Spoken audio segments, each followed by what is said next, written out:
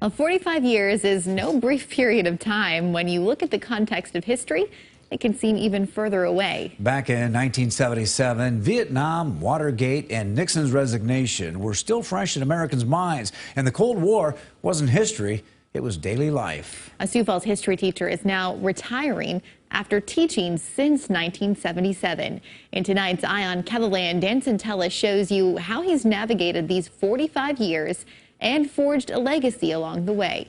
Jeff Gordon has taught various subjects in his 45 continuous years at O'Gorman High School in Sioux Falls, but history has especially had his focus and attention. I think there's a pretty strong connection between what you learn about historically and what's happening in the nation and what's happening in the world. I think he's special because of the legacy that he leaves with his students. I can't say how many of his students will come back and tell us that they either went on to study history or went into a history-related field because of the impact or influence that Mr. Gordon had on them while they were in his classroom. His teaching history has coincided with the Cold War, the fall of the Berlin Wall, the end of the Cold War, 9/11, American wars in Afghanistan and Iraq, a global pandemic, and an insurrection at the U.S. Capitol. Gordon estimates that he's taught roughly 5,000 to 7,000 kids here at O'Gorman.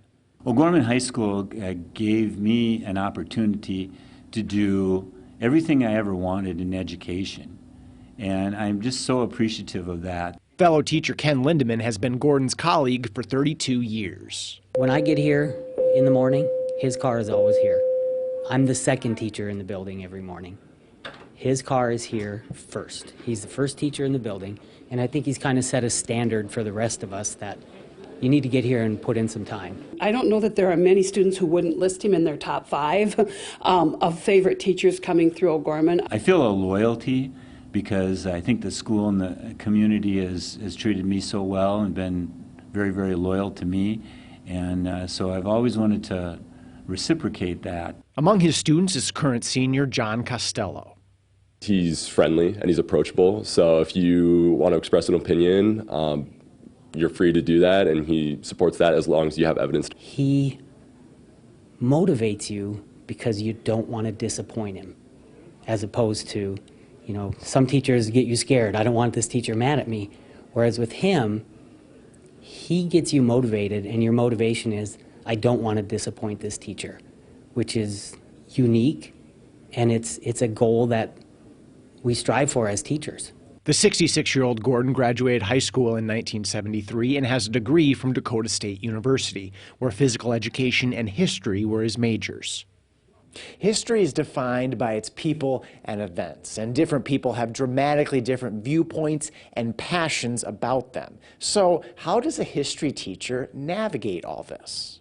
At times it's challenging, and I think it's a good representation of America as a democracy when you think about teaching, and you have to understand that everybody's background isn't the same. Nor is everyone's perspective. I try to be fair to the material, and I try to make comments such as, well, if you were this person in this situation, you might look at it this way, and if you were this person in this situation, you might look at it this way. Gordon has taught Lindeman.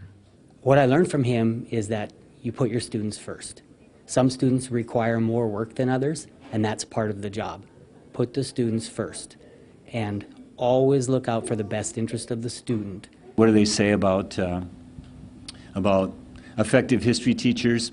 If they can leave the room and not know your political affiliation, you must be doing all right.